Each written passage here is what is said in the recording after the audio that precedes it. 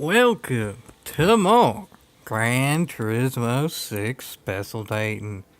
Today we're featuring the 400 performance point beginner level seasonal event at Ring Motegi, and it's the last one. Like the previous seasonal event I specialtated, these three are all the last ones, so this will be the final beginner event, and what better way to end it than in pretty much the stupidest vehicle possible. This is indeedy dandy the Jelly Van. The original Jelly Van, the first Jelly car video I did on the channel. This, as far as I can tell, is still the best Jelly vehicle in GT6. In GT Sport, the best one seems to be the Samba bus, but for whatever reason, that doesn't seem to be as much of the case for 6. It's not quite as good in 6 as it is in Sport with rolling. So let's hope that Sport gets the Honda Life Step Van at some point, and then maybe that will continue that trend. I don't know. But anyway, this is now, and this ain't bad. I haven't rolled yet, so that ain't too bad. And honestly, I can't really roll if I'm going to want to win this race. It is just the beginner level race, but kind of like the last one I specialtated involving this vehicle. The vehicles I'm facing are, well, better than this is by a whole heck of a heap. This is at the max 400 performance points, but just look at it. It can't actually handle all that good because, well, you just can't turn all that hard in it. So that nerfs any handling advantage it would have from being light. And then just by default, it ain't gonna be too fast on the streets because it only has like 100 horsepower in this form. Fully tuned, it has like 116 or something. I can't even remember now. But anyway, this is not quite fully tuned. But nonetheless, even with less power, it's still pretty caught picking likely to roll.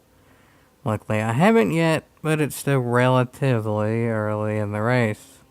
Still not even halfway there yet. To be honest, this seems kind of a long event for it just being the beginner level, but I might need it for this car, so I ain't gonna complain yet. Maybe. I could complain. Not gonna yet, though. Not gonna yet, though. I am not gonna yet, though. But anyway. Yeah, it does okay around the turns as long as it doesn't flip. It's just the chances of flipping makes it do that much worse.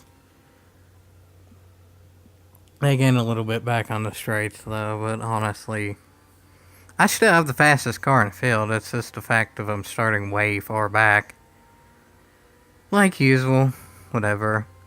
Gran Turismo 6 and really all the Gran Turismos in general have never had the best AI in terms of outright speed. But honestly, I don't mind when they do the staggered fields, whatever. It's not that big of a deal. As long as it's a good race, does it really matter how they make it to be a good race? Whatever. I mean, I guess outright fast AI would still be better than just the long, spread out fields, because then the racing would be closer, but realistically, when it's an AI racing an AI, I don't really think it'd matter all that much anyway. So, whatever. Honestly, at this point, I don't care. Again, this is the last one. It's obvious at this point GT doesn't care that much about their AI anyway. Their main focus is now online. That's obvious to be seen. There wasn't even really an offline portion against actual AI until it was implemented into Sport. There wasn't even a day one release version of it. So, PD doesn't seem to really care about the offline races that much anymore.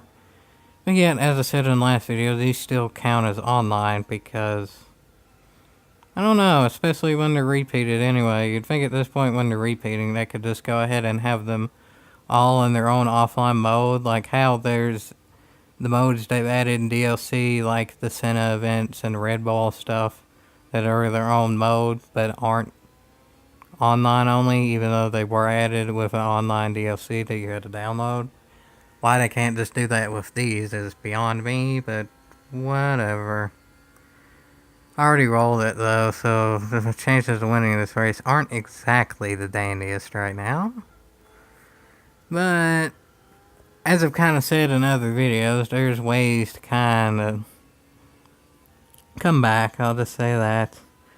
I bet y'all can probably guess at this point, even if you don't necessarily know this track all that good. There's one pretty obvious section where it's... yeah. If you're allowed to cut that, in any circumstance, it's going to gain you speed cutting it. There's pretty obvious physics there. Just shorter line. So, yeah, I'm going to need all the help I can get, though. But this is a long race, so... yeah, not looking too good for me right now. As for the other vehicles... I mean, they're in a relatively tight-knit pack, but that doesn't really mean tons.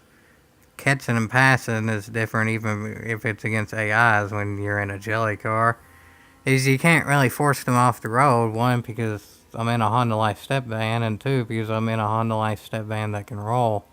This wouldn't be heavy enough no matter what situation to really move them out of the way, especially in this situation when they can just move me out of the way with barely even a tap.